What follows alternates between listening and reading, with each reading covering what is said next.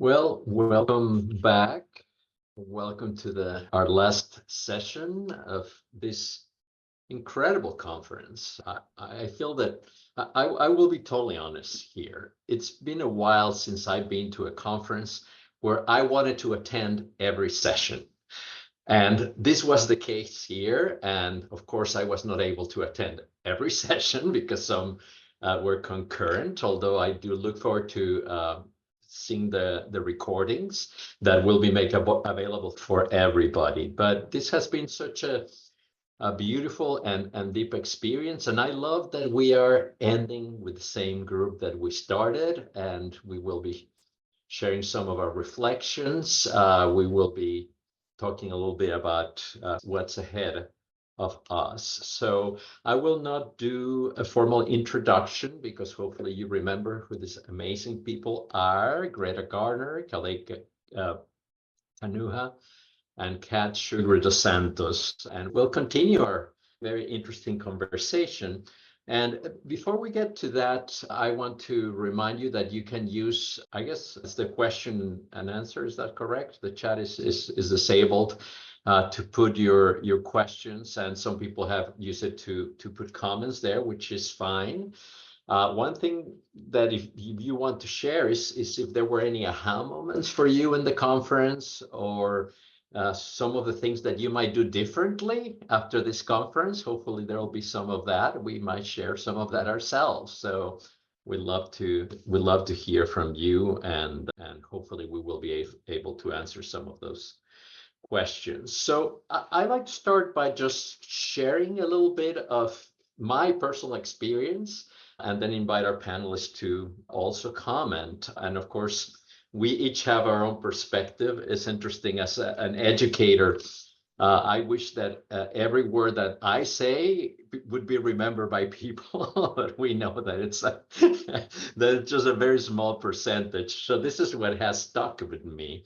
And so the topic of intersectionality, that's how we started the conference. I think I mentioned yesterday morning that I don't think I have been to, well, I haven't been to an APIP conference where it has started in that way. And I think that has been a theme that has gone throughout, partly because of the topics and the presenters, but people didn't talk to each other necessarily about coordinating, but there has been a lot of synergy around that. And I have heard people talking about things that, again, I don't usually hear in APIP conferences, like white supremacy, colonialism, heterosexism.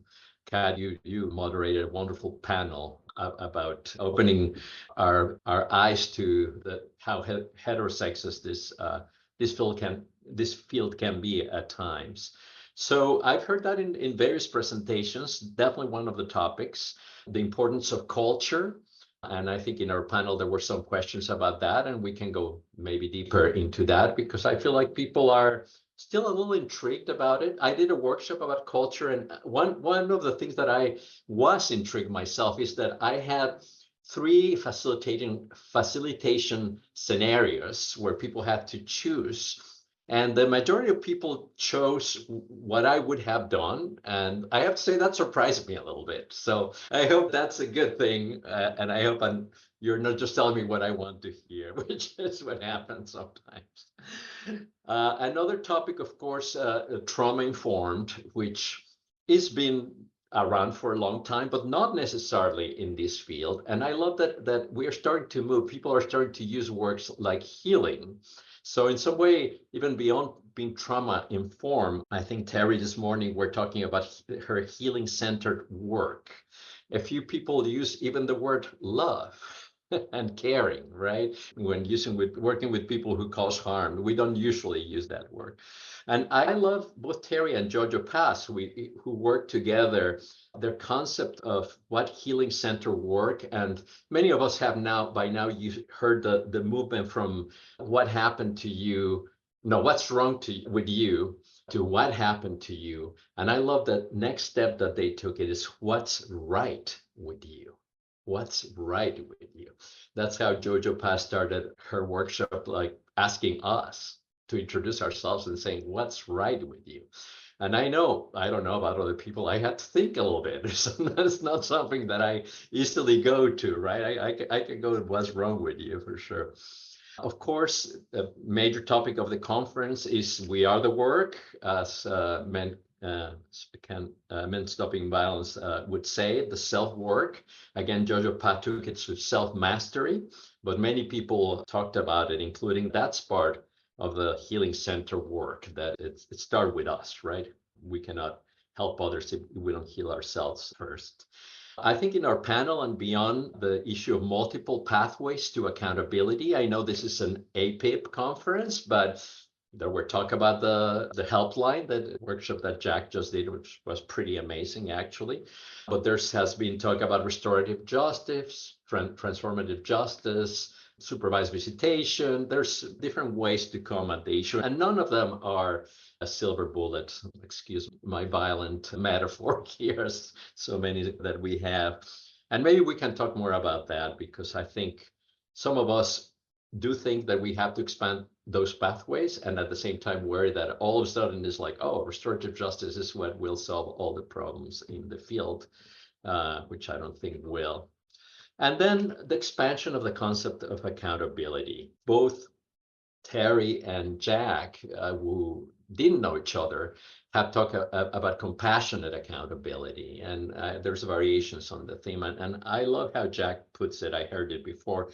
Compassion without accountability is collusion, and accountability without compassion is domination. And it's interesting, again, I'll pass it on to our panelists, but there was a question yesterday by a person that I didn't know, and I didn't know this person was new to the field or had been working in a different space. But the question, I think this person was a little surprised, like, well, what do you mean that we don't do this work with compassion? Isn't that how everybody does the work? And I think Terry responded very skillfully, well, not necessarily historically, right? Not necessarily. So anyway, I'll stop there and then pass it to our panelists to hear some of your reflections. You were in panels that I was at workshops, so I'd love to hear more. So whoever wants to start.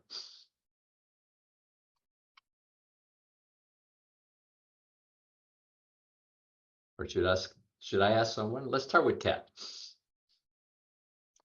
I was about to jump in. I'm practicing my sitting in silence and not jumping in all the time. So that was me practicing. Yeah, I think one of the things I'm just really struck by, many of us in the room and in various other spaces have been talking about wanting to have a place to have these conversations, right, across the country. And I think the thing I've been really moved by in every conversation is how many different people are coming at these questions and digging in pretty fearlessly and with real humility and curiosity. And so I think, transforming ourselves, transforming the work is something that is, as a social worker and a liberation social worker, is very near and dear to my heart. And I think listening to folks who are doing the work talk about all of the places where they're challenged, and hearing my panel mates here talk about the need for complexity. I felt like that came up in every single space that I've been in. And my joke with people is often that my epitaph will be, she held complexity. And so I think it just I feel very excited and inspired by the idea that we're willing to have conversations that don't get wrapped up in a bow. Because I think, as Kalei and Gretta both talked about at the very beginning of our time together in these 2 days, we're talking about big structural oppressive factors that lead to violence within our culture and our communities, including intimate partner violence. And so if we're going to reach for solutions, we really have to be able to have conversations that are complex and in which we have to hear people who think differently. And as someone who's been doing this work my whole life, having to rethink the way that I do the thing I've done my whole life is scary and challenging, but I'm really thrilled for it. So it's wonderful to be amongst folks. And I think I'm really sitting with the what you shared, Juan Carlos, what you quoted, compassion without accountability is collusion, and accountability without compassion is domination. And it's such a pithy way to capture, I think, so much of what we're talking about. So the last thing I'll just say that is a theme for me, as someone who has worked for a long time with LGBTQIA plus communities, specifically both survivors of violence and in the capacity of folks who've caused harm, I feel that there has been a lot less defaulting to that cis heteropatriarchal paradigm in these spaces in the past 2 days than there usually is in our movement. So I wanted to sort of give everyone some kudos for that I have felt it was less necessary for me to scream and put on my big rainbow hat and talk about queer stuff and trans stuff and non-binary stuff every single time I open my mouth. So thank you for that. Because I think it's all of our issue, right? To make sure that our work is inclusive across identity and to have that anti-oppression analysis that never loses sight of looking at those structural oppressive factors. Thanks, Kat.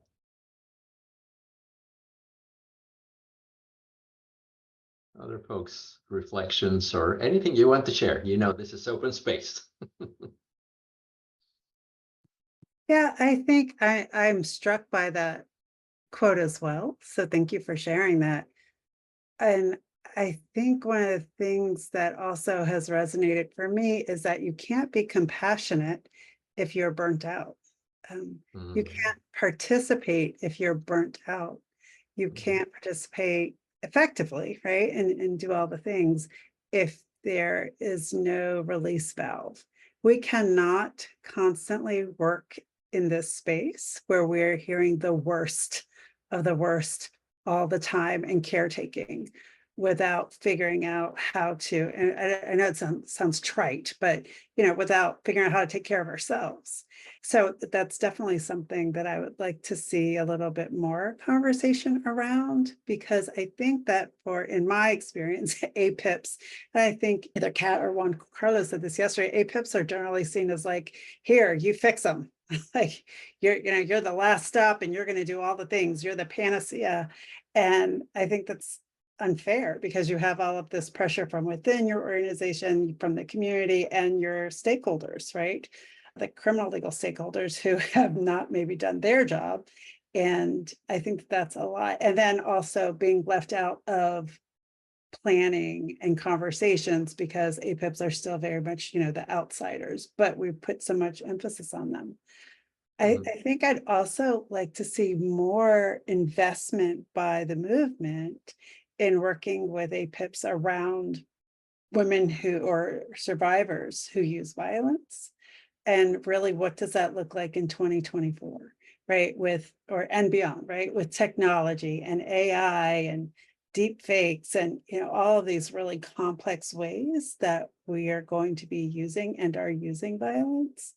I think that we talk a lot about, well, prosecutors and law enforcement don't have the tools to investigate and address these properly. And I sit here and look at APIPs. I'm like, what do you have, about how, people are being stalked now or how they're using violence.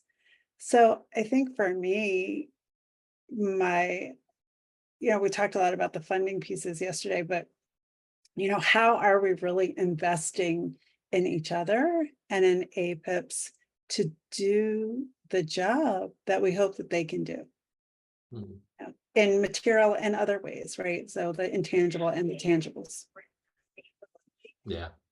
Thank you so much. Those are great points. And we could talk a lot about the lack of resources, but also how we have APIPs under the microscope, especially from the evaluation point of view. I remember a roundtable some years ago where my good friend Tony Aldarondo, that some of you might know, great guy, and he just say, this was about research and APIPs, maybe 15 years ago, NIJ roundtable, and he said something like, we are so. He used the word hypocrites actually, because he said we are putting millions of dollars to evaluate these programs that don't have any resources whatsoever, right? And putting, as you said, Greta, all the weight on the single program, not on the system, right? So, and a lot of those studies from as people are saying, the late 1900s, such a weird thing to hear, but that, yeah, that said that programs don't work came from that perspective, right? And that stuck, although things have changed a little bit. So thanks for that. And I just want to mention that quote is from Jack Patrici that did a workshop before and runs the helpline here in Massachusetts. So honor where credit is due. So Kalei, what do you think about this? A person that, like this person that was saying, I think this, I don't know, remember the exact words, but something like, well, you're making the assumption that we are doing this work from a perspective of that we disrespect or people and that we don't take them into account, or so what would you say about that from your wonderful historical perspective? Well, first of all, I want to thank everyone who's been part of the planning and the delivery of this conference. I'm just so sorry that I haven't been able to attend the sessions, but I thank you so much, Juan Carlos, for the great summation. I kind of feel like I was there, those sessions after what you shared. So thanks so much. I just, there are a couple of things I was thinking about. One is that I think what Gretta and Kat, and you too, Juan Carlos, is talking about is this carceral culture. I mean, we all live in a carceral culture. I mean, and then there are so many examples of that. So while we think about carceral as related to jails, prison, incarceration, in some ways, the way our culture is structured is we are constrained. All of us are constrained. I mean, in our ways of being and what we believe in and how we want to be. And it's really hard to kind of break out of that. So this in some ways speaks to the person who raised that question, which is, again, well, two things I share. There's so many things I want to say, but two things I want to share. One is, for those of us who started, before there were batterer intervention programs and just really nascent, even domestic violence programs of very many different kinds, the way that batterer intervention programs, and I'm going to use that for now just to refer to that. I use now those who harm. I don't say BIP or batterer intervention anymore. But yeah, the way batterer intervention programs started was from battered women's advocates saying, we want to do something to address the issues, the gap, that we're hearing from survivors, which is, we're glad for what we have, but we want you to do something about our partners. We don't want to get a divorce. We don't want to send them to jail. We don't want them to stop working. We want them to stop being violent.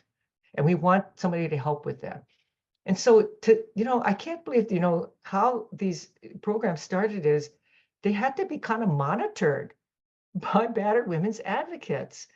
And that has fallen by the wayside. I mean, it's been decades since that was true. And, there were both strengths and I would say liabilities in that model of accountability, which is the BIPs were supposed to be accountable to the movement, right? And to the roots of ending violence against women and children. But two things happened. One is because of carceral feminism and because of the carceral culture around what was happening in domestic violence programming, it started to infuse not only battered women's programs, but how battered women's programs were tracking and monitoring and holding accountable batterers intervention programs, right? And so there was a marginalization of these programs that, we said we were doing to address the needs that survivors were asking for. But it was still like, we didn't even need, orders for protection or mandatory arrest. We in the movement were placing these kinds of retributive values on the BIPs. And so, and I taught the Duluth model early on, right? And I taught batterer intervention facilitators. And we were really in this kind of scold them, hold them accountable. They're all liars. I mean, it was all of this, like, you can't trust anything they say, don't collude. It was all these warnings about kind of the hostile environment of these programs that we're supposed to be helping, right? But in some ways, our interventions, and I'll say our, meaning those of us who were part of the battered women's movement, our interventions were very carceral in tone. It was very punishment-based in terms of what we expected facilitators to do. So I'm speaking now to the person who raised that question. I think for those of you who are able to escape over these many years, escape that culture of punishment, of blaming, of accountability only means you say all the things you did that was abusive, and then you're going to tell us how you're going to stop doing that. Like, who would want to go to a program like that? And I think many of you facilitators out there, I think, have tried to move away from that.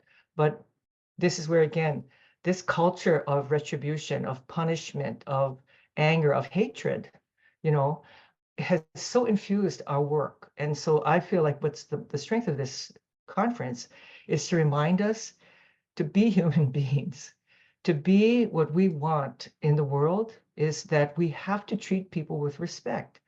And how we could ever imagine that BIPs could work when it was infused with this notion of you will all, once a batterer, always a batterer. You know, we can't trust anything you do. We're going to, you know, you'll graduate after 6 weeks, 12 weeks, 52 weeks, and you better not do this again. I mean, it was just failure was built in. So I believe that what we're trying to do is to move towards, you know, and this may sound kind of like soft or whatever, but I think it's true. We're trying to move towards a more humane, a more real, a more genuine, a more facilitative, a more transformational relationship in our society. And that means to those who harm and to those who have been harmed. We are responsible for all of that because we harm people and we have been harmed. And that is the nature of who we are as human beings. And those of you who are doing these programs have the opportunity now to say, I don't want to do it the way I was taught. I want to do it a little bit differently. And you got to be brave. So, I mean, I think many are out there trying to do something different, but you're pushing against a very strong tide because most of these programs are still within the funding streams and or the jurisdiction of the carceral system. And it's going to be very hard to move us into a different direction. So sorry, that was a little long, but That was great. That Can I was great, add yes. to that? That's just food for thought. I agree, of course, 150% with what Kalei said. I think I'd like to add another layer. I think it also, the perpetuation of the carceral culture, law and order is palatable and is able to be perpetuated because it's so easy to do this to poor people.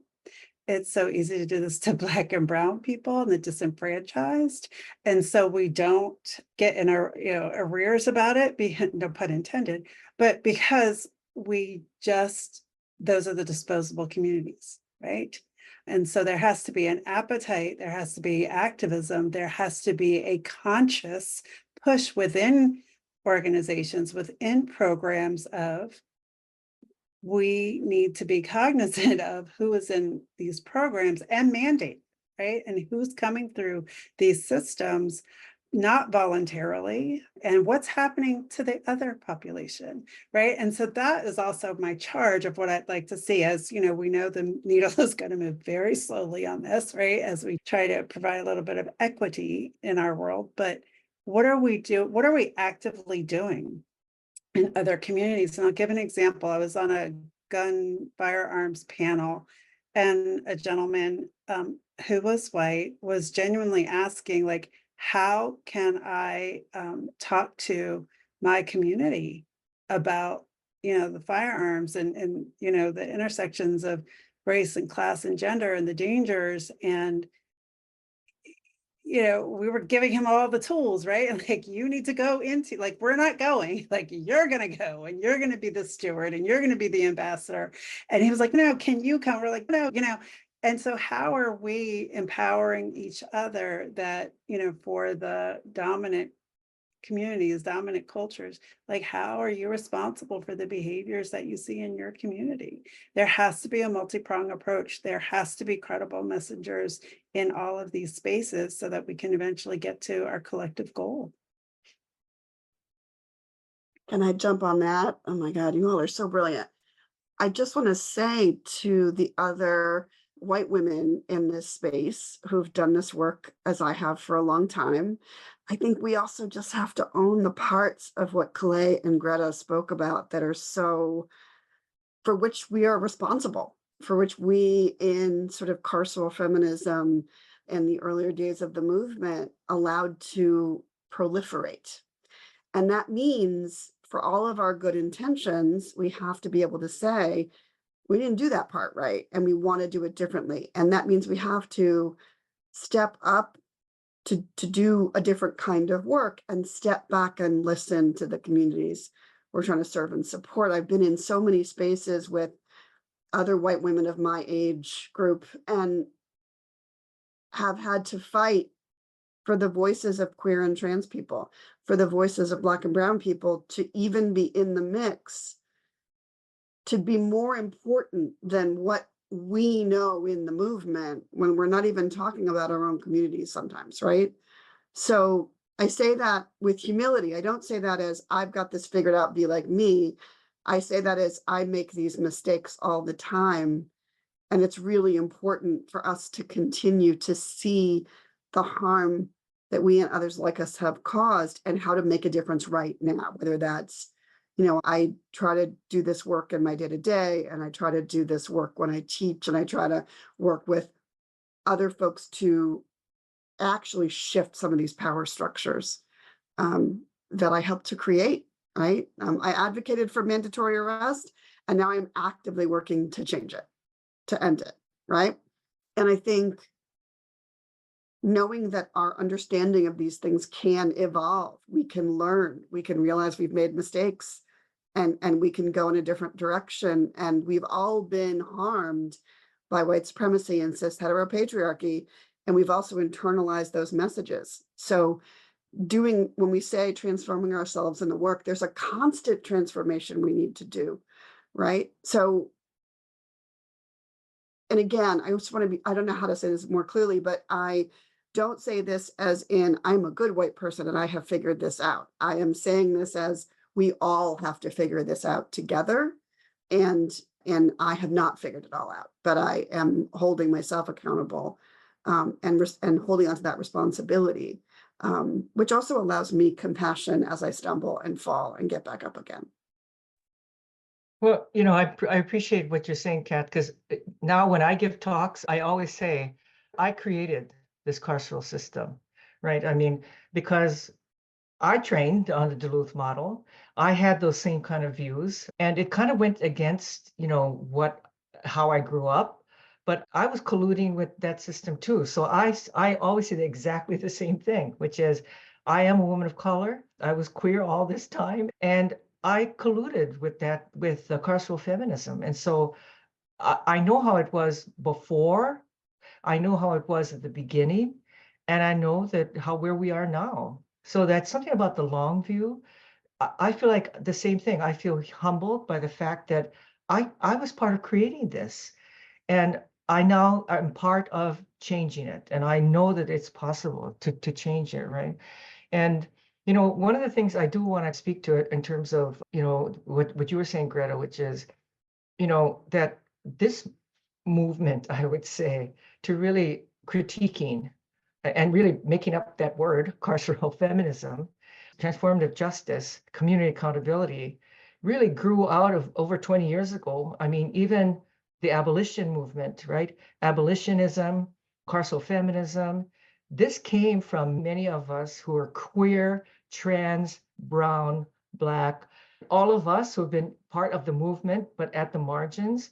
We all spoke up against the first VAWA, and it was never followed very much. We've spoken up all the subsequent reauthorizations, and it keeps going in the direction it goes in. But we're going to keep speaking.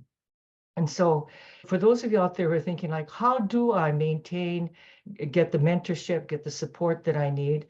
I think, as Greta said, we can't do this work for you, but we need to be at the table. So part of what will help to kind of sustain a movement towards freedom is that you kind of have to have Black, brown, queer, immigrant, just people who aren't used to being at those same tables with you, who are going to say these things, right? Because we've been saying it for over 50 years.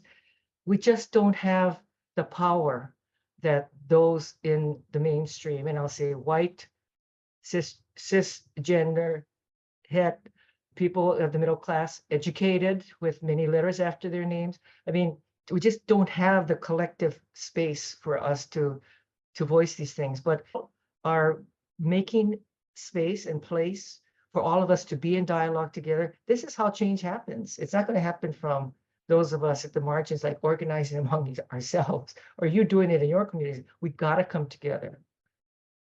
That's the only hope we have for change. So that's wonderful. And I think my hope is that a conference like this, an event like this, and I hope it's not the only one, that people will come out with those questions. You might not come out with the answers, but I think this issue of we are the work of self-reflection is a deep issue. It's not a surface issue.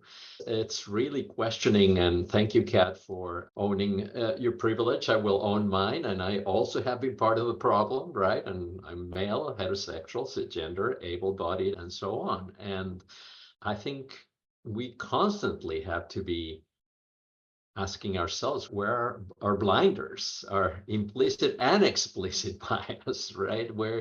And maybe 20 years from now, if you're still around, I hope so, we will be like, oh, wow, remember that conference? It's like, because that's the way it should be. And, young people you are the ones that will move this forward. And that's what we hope to do. So I hope people really take that seriously. There are programs like Men Stopping Violence or the Alma Center that all facilitators have to go through the program as participants. And I think that's such a deep thing to do, but not just to observe. You have to really do the work, right? So I think that's such a wonderful way. And Men Stopping Violence has done it for years. I have seen a few programs do that, but that's not the norm. But that's a relatively easy way to not only to onboard new facilitators, but to really make sure that the work is happening. And of course, through supervision and so on, continue to do that. So one thing that came up, and I love to hear your opinion about this, again, in the spirit of complexity, Kat, you mentioned, you brought that word back from our first panel. Sometimes people, I have to say, I saw in a few of the workshops, people getting excited about the work that certain people were doing, and they wanted to know, well, what curriculum are you using? And how many sessions? And where can we buy it? And yes, a curriculum is important. And I will bring my musical analogy here because I'm a musician. I love music and analogies. A curriculum is like a music score. And it could be either a classical music where every note is written, or a jazz one where just some suggestions are there. But finally, it's the performers that bring the curriculum alive. And not only that, it's the space that you create. People will not come if even if you're a good performer, they won't come if you don't go out there, right? And work with the community and so on. So yeah, I don't know if you folks have any comments about, because I think many people still have this idea that, okay, well, I'll open a program and people will come, or I'll just get referrals and so on. But this is not what the work is, right? I think that the programs that I admire are programs that go out in the community and create that relationship, or are part of the community to start with. So I don't know, any comments about that?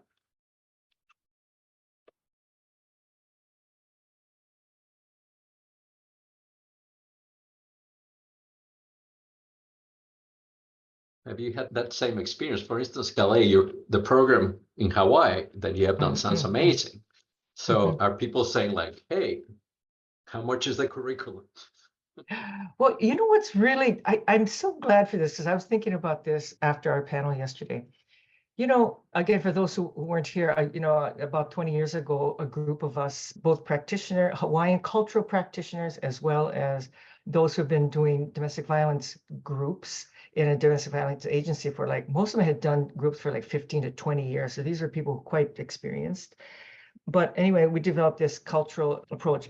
And I always say, it was not only a research project, but we only did it to help our people. We had no other intentions but to do something that could help our people. And I remember the first time I actually presented about it outside of Hawaii, I was so shocked at how much people liked it. And it was only because that was not the intention, right? And in some ways, I think, and now every time we present on this, everybody's like, wow, that's so fantastic, it's so great. And I think there are a couple of things about it that I think resonate with folks. Whether or not you've ever been to Hawaii, you know a Hawaiian person, or know one thing about Hawaiian culture besides the word aloha. The fact is that there were some universal principles and practices that emerged, not planfully, but just endemic to our culture, that emerged in the model of the approach. And so I just want to give a couple of examples of the feedback that we got early on. And so there was a group, and probably some of you know them, but there was a group in the Bay Area, right, who works primarily with Korean communities and Korean men. And they said, we love that idea because you talk about the gods and many gods, which we do in our culture. And this facilitator said, you know, we could use your model in our groups, but we would talk about the Christian God, that the Christian God does not expect us to behave this way. I was like, really? And I was just kind of shocked. So it was like from our multiple gods that used to be called heathens to the Christian God, that he could see how elements of this would work in their culture around the importance of a higher power, right? The second thing, I'm still moved by this example. One of the people who heard about our project has been doing organizing in the Iraqi community. And, you know, he said, after I heard about Kealokahi, I thought, when the war ends and the United States leaves Iraq, we could use this approach to heal our nation from war. And I was like, what? And he said, all the things you talked about, having grace and compassion, forgiveness, being accountable, he said, we could use that for our own, you know, healing from the war. I was like, okay.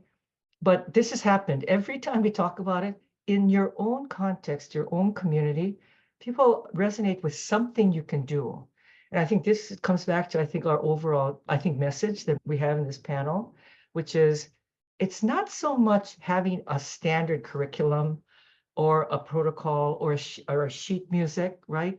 But it's that each and every one of us have to think, what do I need to do in my community, in the context of my community and my work, to bring something different to how I'm working, right? So it has to do with, if I work differently in myself, I'm going to work differently with others.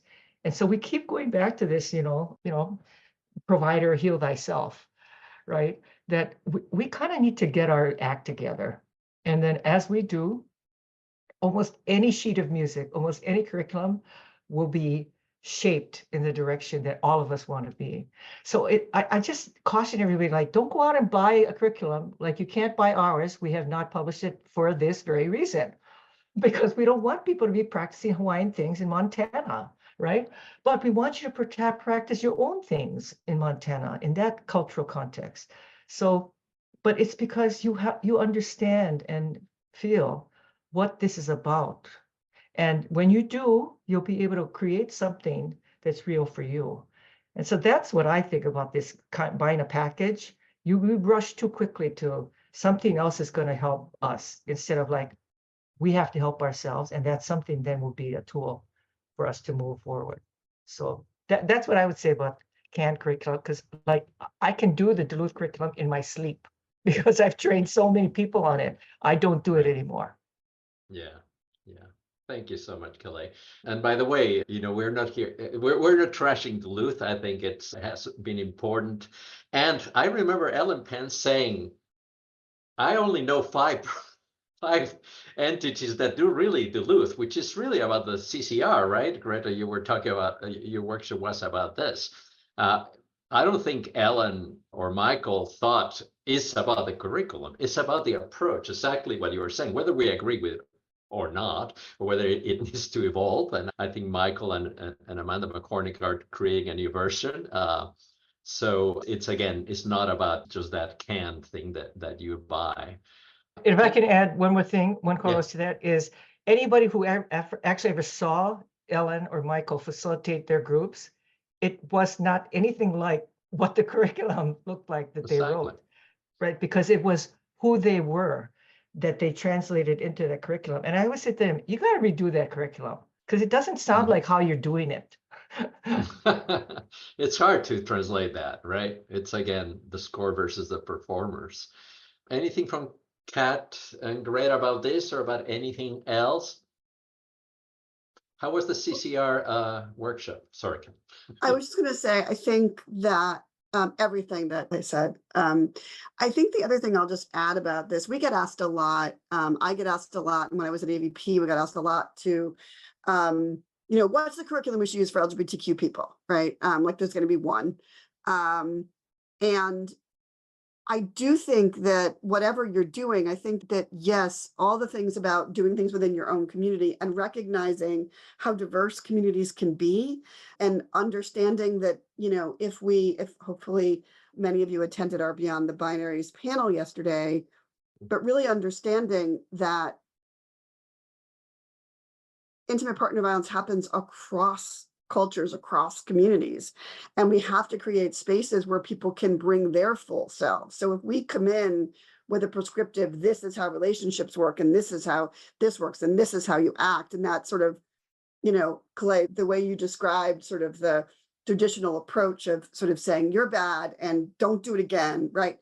Well, if we also get in there and we lecture people on this is why you're doing what you're doing, because you are obsessed with your male privilege, and that's all we're talking about, and we're not thinking about what masculinity means for this person, what femininity means, are they even on the gender binary, what experiences of racism have they had, of constant domination and oppression, right? If we're not looking at those issues of intersectionality as we try to share them in our first panel, it doesn't matter what curriculum you're using. And if you stick with a curriculum so rigidly that you're not responding relationally to what's in the room, you're not going to be doing good work.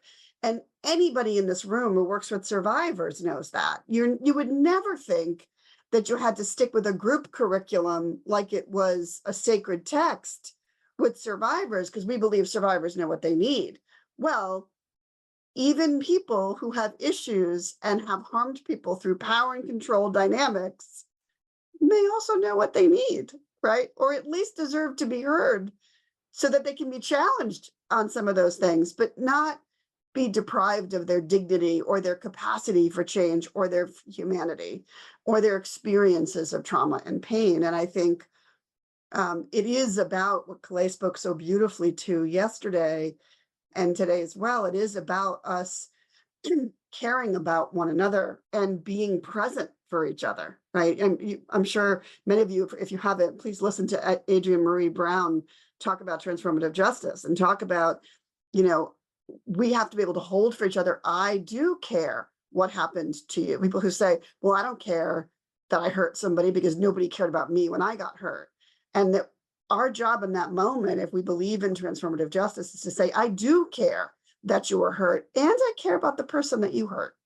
Like, I'm going to hold that complexity, right? None of that is possible if we're just following the book, right? So I think curriculum is important. I don't want my staff to go into a room and just wing it. I don't want that, right? But I also, I do want them to be authentically engaging and responding to what's happening in the space. And that means we've got to train people. And I think to Greta's point earlier, we've got to provide people with breaks and support and livable wages and payment for training. Funders have got to take notice of this work. So if we really want to come together as a movement to end violence, we really need to do that together. Yeah, yesterday you mentioned on Carlos about Texas that they did provide funding, and they did. And what happened though was when they had limited funding, they left the oversight of the battery intervention programs. I'm just going to use that for ease because that's what my brain is going to, because that was what it was called at the time. they left the oversight to the counties. And so in our county, one of the things that was happening wasn't so much like people buying the curriculum or looking for the curriculum. It was just like anybody putting up a shingle because nobody was looking. And so that was far more scary than somebody buying a curriculum, because I could help manage and oversee the curriculum and what was going, like, are you having some level of fidelity to it, but are you still nimble and flexible? But like, hey, who are you that, you have no experience or background in this? That was more of an issue and a concern there. And then we had some other concerns, but as far as our workshop yesterday, the CCR program, workshop went really well. I thought it was interesting. A lot of people didn't have CCRs or didn't know if they had CCRs. And I think that's pretty typical for APIPs, right? That like they're not invited to the table. And so we invite all APIPs, if you didn't know that you have one, go find out and invite yourself, bring your chair to the table.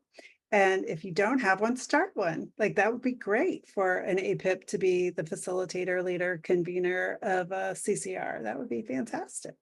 And that, collaboration is important, and that, don't let the stakeholders hold the bag, for lack of a better phrase, in fixing this problem and fixing people, because that's not your role. Your role is to provide education.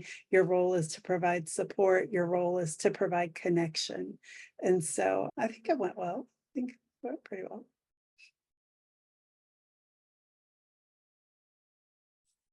There's a question in the questions I just wanted to speak to, which is, Okay. and I don't know if maybe someone from CJI could put this for everyone in the chat, but I worked in New York City, and Juan Carlos remembers this. Juan Carlos has been my thought partner in trying to shift things in my own hometown for many years. And we worked with the city government, the mayor's office, and domestic and gender-based violence, and the judiciary, law enforcement, nonprofits working with survivors, people who were running APIPs and survivor groups. And we came together and created a really participatory process over a year or so to create a blueprint on the city's approach to APIPs and working more broadly with people who cause harm through intimate partner violence.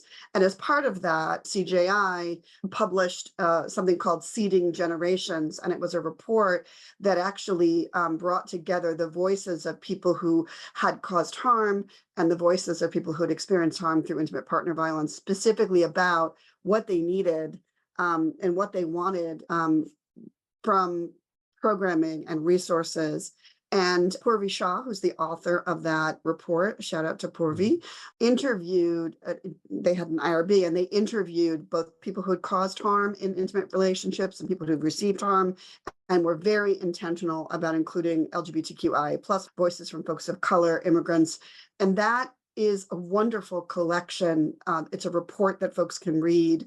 And it really speaks to survivors. It's what Kalei said survivors were saying 40, 50 years ago, that they wanted their partners to get some services, that they wanted them to heal and to stop being violent. And that folks sometimes wanted to stay in a relationship and wanted things to get better and wanted programming that would allow that to happen. And so I think consistently, again, investing our resources and our time in hearing from people directly impacted. I would suggest that everybody who runs a group for people who cause harm is doing an evaluation that's anonymous afterwards, that they can give feedback on what felt useful and what didn't. And I think a lot of folks are doing that, which is fantastic, but really continuing to get feedback. How is this working? This has to be an evolutionary process for us. We have to learn by doing, and process and outcome evaluation are essential in that. So I think that's one of the ways that I try to make sure that the voices and experiences of people who are often left out of these conversations and these decisions are included. Thank you for that, Kat. I think we're talking about evaluation, but from the research point of view, it has been the same framework that Kalei was talking about, which is, there was no research asking people who cause harm about their experiences. Of course, there was survivors. Most of it was really about recidivism through systems, right? Which obviously is not a good measure. But there was so little about asking folks who cause harm about their own experiences, and such an important thing. That seeding generations, and thank you for putting it in the chat, Rebecca and Jazz. There was a workshop for the New York City different programs. And it's a direct response to that document. So it's not only that it was amazing formative research, but New York City is doing so much and really committing resources to this in a way. As I think I said in the last panel, you went from one extreme to another in some ways. New York is one of the few states actually that doesn't have guidelines. I don't know if people knew that. So a couple of things from the question and answer. One is a comment. Why are you guys so awesome? I agree with that. I'm talking about you. I've been to tons of BIP trainings, but this one makes sense. Admonishing that the participants never works in capitals. And this is a question. What keeps you all inspired and in the work when we work with challenges of not only when our people use harm and perceptions from the community, that if we haven't fixed people, our programs don't work? Who would like to take that one? I would say, as the older person among us, I would say there are a couple things. One is I just think it's in my DNA. I'm one of those, half full type of gals. And so that's how I am. I'm just kind of an idealist, and I just always believe. And I think, that's how I became a social worker. I just kind of felt like if I wasn't going to be changing the conditions of the world, I don't care how many people I counsel, that I was just going to keep doing the same old band-aids over and over again.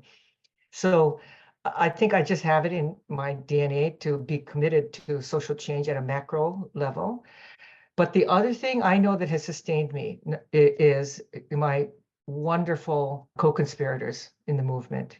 People like Juan Carlos and so many, of us who started a long time ago, who are still like, we are best friends.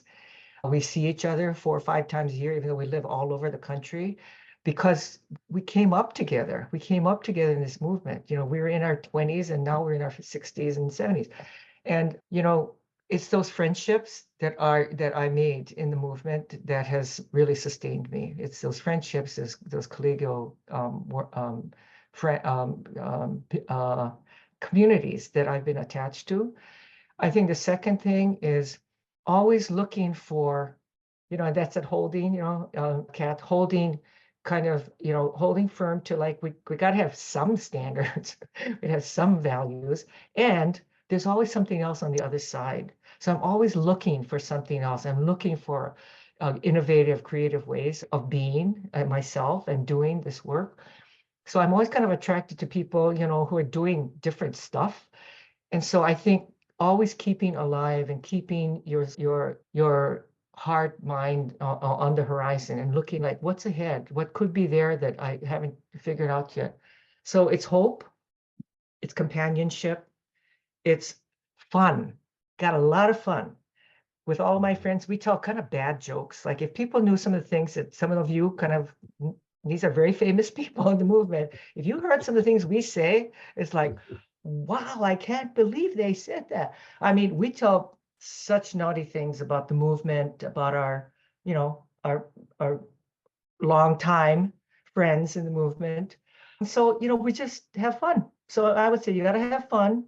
You got to make time for yourselves. I think, we don't enough, I think, really acknowledge the secondary trauma of this work.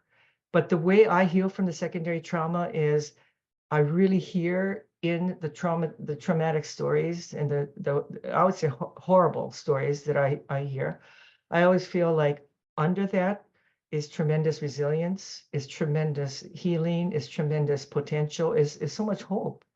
So, you got to have fun. You can't always take the work so seriously, and you got to have friends. You got to have friends. Mm-hmm. So beautiful. You're Thank here. You so much.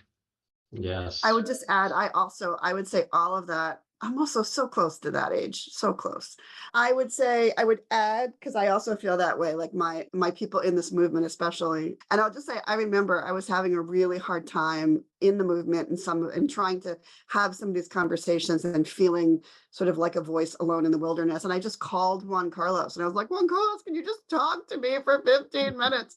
And he was just so lovely and wonderful. And knowing that I have a list of people I can call to just boost my spirits when I'm feeling lost, right? I think is so important. I teach, and I teach in social. I also am a social worker, also a half full kind of gal. A close friend of mine says that we are jaded optimists, which I kind of love. And I have a wicked and sarcastic sense of humor. I'm also from New England, so there's that. I also find teaching and mentoring people who are newer in the movement, and I think for me, that just keeps me feeling excited and hopeful, and I get fresh ideas. I can get out of my own head because a lot of times I teach from an anti-oppressive perspective, and I really lean into Bell Hook's teaching to transgress and think about flipping that. I learn as much in a class as the people learn from me, and having mutual learning, collaboration, respect, creativity keeps me going. I will say that also fun is important, and rest.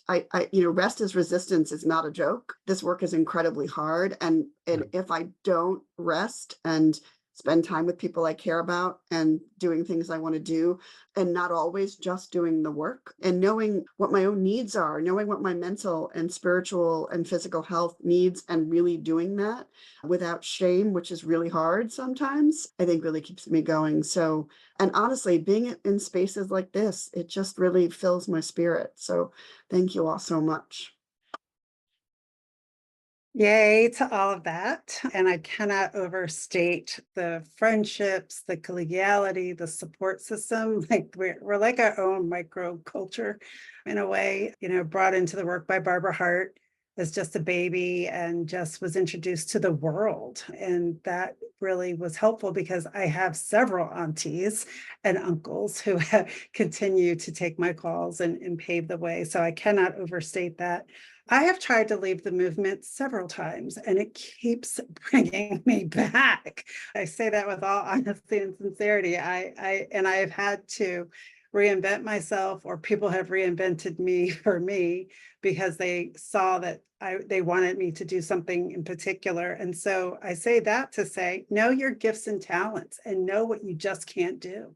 What's your threshold? I burned out as a prosecutor because they put me on a case, a death penalty case, which I said I would never do. I said I also didn't want to do sexual assault, and I didn't do children. And they put me on a death penalty case with a sexual assault and homicide of an infant. And I was like, all done. And that's when I came and worked for Pennsylvania Coalition Against Domestic Violence.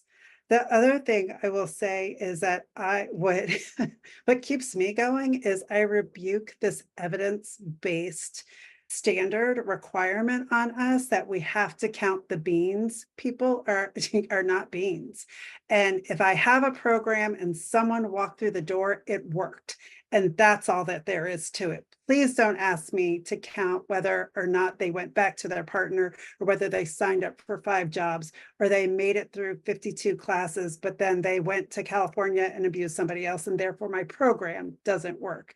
I get into fights all the time. So that inspires me to keep fighting that.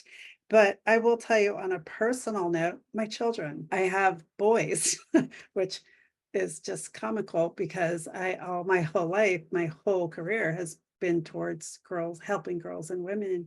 And one night I was just in a bad mood, came home from work, and my son says, Mom, are you okay? And I said, yeah, I'm okay. And he says, no, you're not okay. How can we best support you?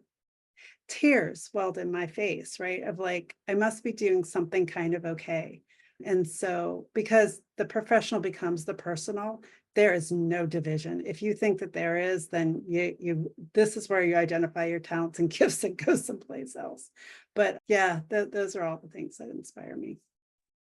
And if I could say in answer to, Greta, whether or not you were supposed to be here, one of the things that happened for me after being, living 20 years in the United States and then going home to Hawaii.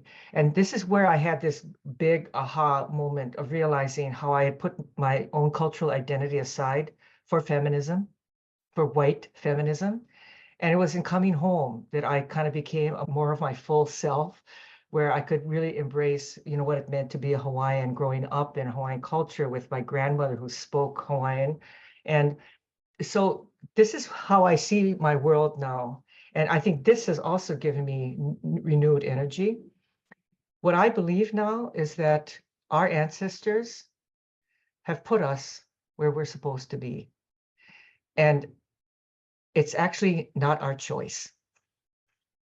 We have been chosen by our ancestors who saw something in us, that we are where we are to do something that's not even what we know, but that our ancestors know about us, and that we shall be put in a place where there will be duties and tasks and expectations, and it's probably all going to be good. There are going to be bumps along the way, right? But we're being put there because we're supposed to be there. And so, as soon as I kind of just stop wondering now, oh, why did I go home to Hawaii? Or why am I in academia? I hate it. I hate academia. And now I've been here like 25 years.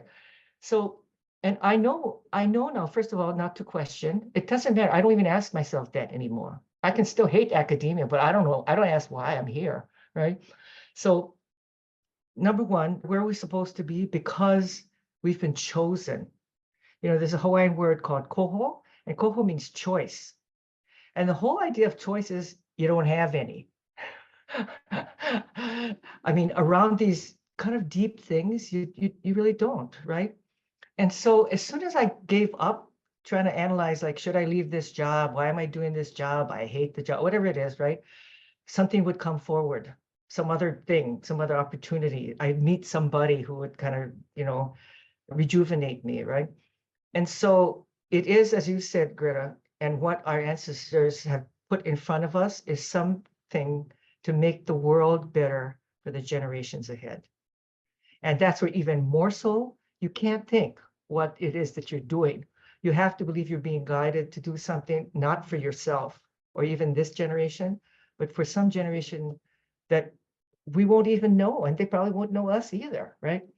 And so I feel like there's that bigger call that, I wouldn't say I'm such a spiritual person, but this one I know now is the truth. And I think of all of the four of us, and I think about all the people I know who would still prevail.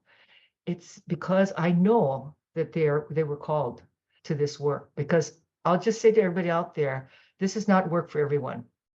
And it's really okay to say that. It's okay to say, I did my time in this. It's time for me to do something else. That's not a failure. That's not a cop-out. It doesn't mean you're weak. It doesn't mean you're unskilled. It's just your time. And so I hope that people will have grace for yourselves and each other, that it's not work for everybody. But you know what? I'm not meant to be a brain surgeon either. So I'm happy I'm not doing that work, right? And I don't tell myself, well, I should have been a brain surgeon. I don't, because this is where I'm supposed to be. So I hope all of you will have that grace for yourself and compassion for yourselves too. That it's okay to stay, it's okay to go. I love that, Kalei. You really, you're awesome, the three of you. It's amazing. I wish this panel went all day, but the clock is ticking, and we do want to get into your thoughts about what's ahead. And actually, Paul, was a question that we want to answer, the way that he put it. So going forward from today, what is the self-challenge to our movement, and what are concrete steps we might be taking to work from that field of peace? That's Jack Patrici again, field of peace, a field of love, which we now know is a place of healing and transformation. So where do we go from here? What's your vision? What are your dreams?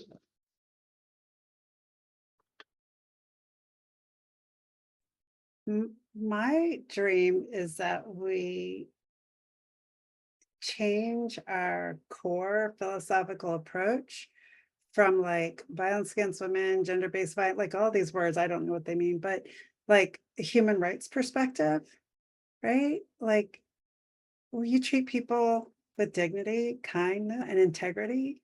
an example is I get into fights with people about like, oh, your boys need to learn how to be, a man. And I'm like, I think they need to learn how to be good humans, right?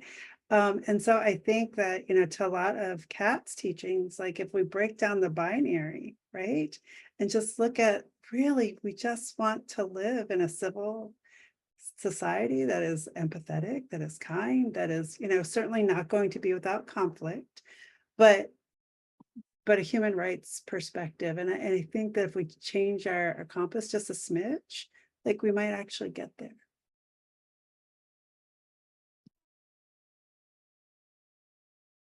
I'm going to jump on that, all of that. And I think in this movement, I just want us to keep having these conversations. I feel like throughout these 2 days, there has been so much thinking outside the box, people being able to freely dream together. I think in particular, I felt that in this group and the panel I helped to moderate yesterday. And I think so often I get, the thing that makes me tired is when I have to fight those, I have to get into those fights that don't get my fire up, but make me feel exhausted, where I'm actually fighting to say, no, people have humanity. No, people have a right to live in community and get what they need, right? We are not no one is the worst thing they've ever done. We all make mistakes. We all have the potential to do harm, and we can learn and figure things out together. So I think I think it is a concrete step, which is that we continue to work together. And I will say I'm always the most impressed with folks from who, I think, Kalei, you exemplified this beautifully today, saying, here's how I was part of the problem and here's how I'm shifting. And I really see that in our movement. And it's a strength for me. And I want us to lean into that and to dream about how we can collaborate and do different things together and keep this work moving forward. That's how it's always happened. That's how it's always worked. So I think I just want to keep having the conversations that then translate into ideas for programs, ideas for community moving forward together to discover new ideas, and then, having us be able to lean on each other and tell bad jokes and to continue together. So that's my dream. Yeah, and what I would say to Paul and to others is, I think, again, exemplified with the four of us, that we've been so privileged, honestly, and blessed to be able to, I feel like I've been privileged to do this work. I don't feel burdened by the work. I feel privileged that I've been able to do this, right? And so the one thing I think the first thing to do is to find like others, to find others around you, your neighbors, your friends, your coworkers, your basketball coach for your kids' team, whatever it is, to continue these conversations, right? So you have to kind of find the right people, but the right people aren't the only ones, only the ones who agree with you. So I feel this is very important, as Kat says, you want to be able to hold both at the same time. So you don't just want to talk to people who are just like you. You want to talk to people who are going to say something a little bit different, right? And so surround yourself with like others that are also wanting to think outside the box. I think the other thing, which this one is a little trickier, but for those of us who are trying to figure out how to do restorative justice in our communities, one of the things that capitalism has done, and it's really taken over this DV industrial complex, right, is we cannot do anything without money, right? And I don't think that's true. You can't do like a lot of big things with, with different kinds of tools and without having a research infrastructure and all that kind of stuff. But there's so many things we can do that don't cost money, right? So as I said, my partner and I, we have this, what we call DV patrol. And like wherever we live, we just get our neighbors and we say, da, da, da, da, and we kind of talk to each other. And, if we hear an argument going by or whatever it is, we just we don't even talk to each other in between, but we come out on our porch and we said, did you hear that? Did you hear that? Should somebody do something? And it's not like who's going to call 911. Sometimes we do, but sometimes we do. And so I think restorative justice, people are doing that in their own communities now, their own version of it, right? You toilet papered our neighbor's yard. We're going over there. We're going to talk together about why that happened and how we're going to make things better, right? So if we could just kind of practice some of these things, they're not always going to go well, but we don't have to have money to do these things, right? Being in a relationship means like we try to figure out and solve problems together without having to call the state or a counselor or 911 or the police. We can do stuff, right? So I think we just have to be brave and just try some stuff, like in your own community or in your own clubs or in your own churches or whatever it might be, right? And so like others, some place where you can practice and start small. Don't make something like really big. Don't open an agency or something like that. And I think the last thing is being your full self. So, I laugh a lot. I play a lot of music. I watch bad TV. I have a subscription to People magazine. And I just try to have a full life, and then I'm a scholar and I teach, I do all those things too. But I try to be my fullest self, and I feel like you do better when you don't cut yourself off from things, So those are some things that I would do, some practices I would implement. Oh yeah, and rest. I'm not too good at that one though, but try to get rest. That is wonderful and such an inspiration. You're getting a lot of love from those little hearts. I love that, actually, that in real time you get that. And yeah, so much wisdom. There you go. Thank you. So much wisdom, so much inspiration here. I hope that people really take this seriously. And I don't know, is there a way to enable the chat? I know I'm doing this at a risk of being overwhelmed, but if there's a way to reverse that, I would love to hear a little bit about people, what they are planning to do after this conference. Is that a possibility? Thank you so much. So I like to hear from folks. What did you get out of it? What is your next step? Because, we go to these conferences and then we go back and work and so on. So I like to hear about it. And hopefully people can, we won't be able to read all of this. I just wanted to lift one up, connecting with those who Yes, caused harm to please. better understand their voice and needs. I love that. I don't eat kale either, Martha. I love Why would people eat kale? It's like bitter and it doesn't taste so good. kale chips are one of my favorite things. Okay, I'll go for that.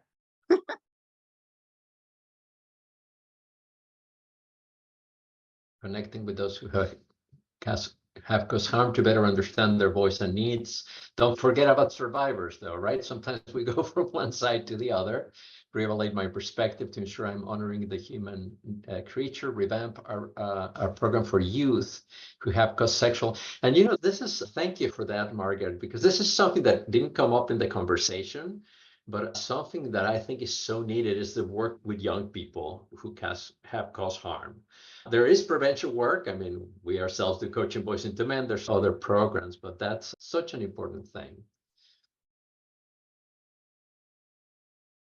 I love the focus on connecting with our ancestors. It's something that I've really been practicing as someone who, because of white supremacy, was sort of not raised to think that way at all. And leaning into sort of historically my own family's roots and my own ancestors and thinking about it. And it's an amazing thing to do. It is. It's a long journey, but it helps a lot. So some people are talking about revamping their programs. There were before some comments and questions about changing Duluth to be more appropriate to the communities. Sure. Get in trouble with the higher ups for the changes. Yeah.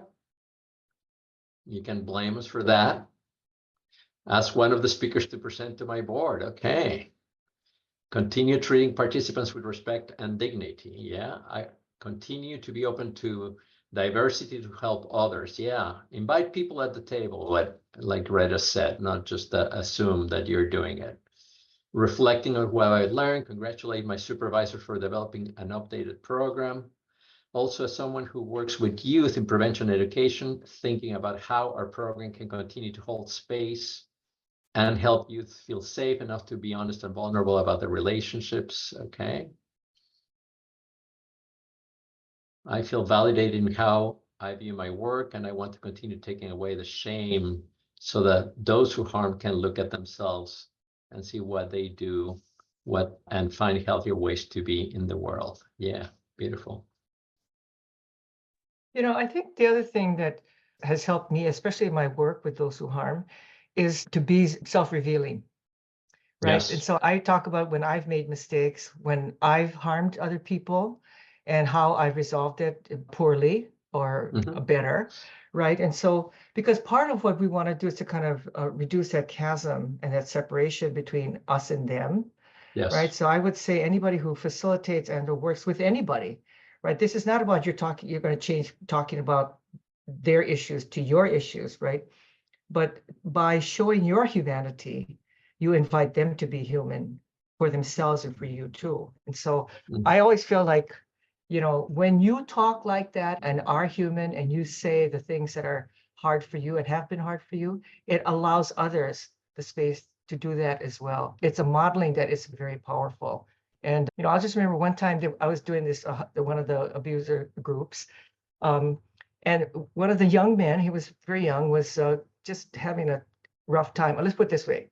I was feeling like I was having a rough time with this participant. And, we were on break. And I said, I got to talk to you. I mean, I'm not sure what's going on with you. And you know what happened? I started to cry. And then he was like so shocked when he looked at me and he said, "Why are you crying?" And I said, "I just feel really bad about what's going on in group. And I just want to understand what we can do so we can work together better." And he was so shocked that I cried. And I was shocked too. But you know what? That's from that moment on, I still remember we're by the copy machine in the hallway at this agency. He totally switched. He started attending. Then he came back the next day and he said next week, and he said, "I'm sorry, Auntie." And we call people. So even that, like, it's not Dr. Kanuha, it's Auntie. He said, "I'm sorry, Auntie, that I was not being respectful of you. And I'm going to really try now." And he did. And he was the star participant in our program. And he was a young man. And he started scolding the older guys about, like, you should be paying attention and whatever. So I think to be human invites others in. And I think in this kind of work, it's really important because nobody treats those who harm as if they are human. So, right? So I think that would be such a small but very powerful part of your intervention. Thank you, Kalei. So we're moving to last words here. So what do you want to, I mean, you've said so many amazing things. If you have anything left, this is the moment to share with this group. And there's a lot of wonderful things in the chat. Thank you, Greta, for answering them one by one. I guess my parting thoughts are this. Thank you. This is a thankless profession, the field, whatever you want to call it. And thank you for showing up. I mean, virtual is hard, the subject's hard, and the numbers of people participating has just been fantastic. So I just want to say thank you for participating. Thank you for educating me. I've learned a lot myself during this. Thank you to the panelists. Kalei, I bow down. You're part of my entree into the work, if you will. And Kat, we are now friends and we'll be working together. And Jose, Carlos, oh gosh, Carlos, we've worked together over time, and you have always shown up for me too in spaces when I wasn't even present, and people have told me, so thank you. And yeah, just search forth, take care of yourself, do all the things you say you're going to do in the chat so that CJI can hold you accountable for it. And hopefully we'll see you next time. Thank you, Greta. All of that. And thank you. Also, shout out to the interpreters who've been working the whole time, much harder than we have. And Juan Carlos for being my favorite moderator ever. And really, I feel so connected with all of you in this panel. And I'm excited that, I commit to continuing these conversations with you all. And also, I'm easy to find. And I also work with youth, happy to talk to folks, happy to have these conversations as well. So folks can reach out to me as well. And I just want to thank everybody for a really great experience. And I hope everyone will, keep the hope alive. And we're trying to build for what Dr. King has called the beloved community. And that is what the work is that you all are doing, is to build a beloved community. And I think that I have a lot of hope that can happen. So thanks everybody for joining us. Thank you so much, everybody. This has been such a pleasure. I'm kind of sad that we are ending, but as Kalei said, we will continue getting together, hopefully. One of the hard things about the pandemic is that we only had this way to do the work, but I recently have been in meetings like, oh, I haven't seen you in years. How are you? So thank you all. Thank you to the interpreters. You've done an amazing job. Thank you for CJI for being amazing partners and for creating this space and this really amazing conference, of course, to OVW for their funding. And I think probably Rebecca will talk more about it, but a reminder that CJI and Futures continue being partners in this project to offer technical assistance to the field. You'll get more information about that. So yeah, thank you, and passing it on to you, Rebecca. Thank you so much, Juan Carlos. And thank you to this amazing panel to close out the day. Juan Carlos, Kat, Gretta, and Kalei, it was such a moving conversation on how we can transform our work. And, our title of transforming the work, transforming ourselves, I really hope that those seeds of transformation continue to grow in me and in all of us and in our collective work together. I want to really thank NCJFCJ for their technical support on the Zoom events platform. So thank you for all of that. Thank you to our amazing captioners and interpreters. I want to thank my amazing team, especially to Brittany and Jess, who just worked so hard to put this together. It's been a dream of ours for several years to be able to have this conference. We talked about it with Juan Carlos and some others as heart conversations as opposed to hard conversations. And we're just so happy to have been in community with you over these past 2 days. So we look forward to seeing you again, and we just ending with a lot of gratitude for everybody. So thanks so much and take care.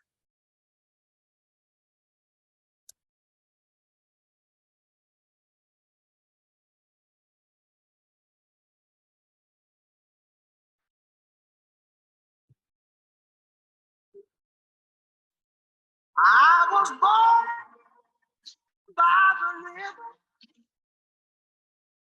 in a little tent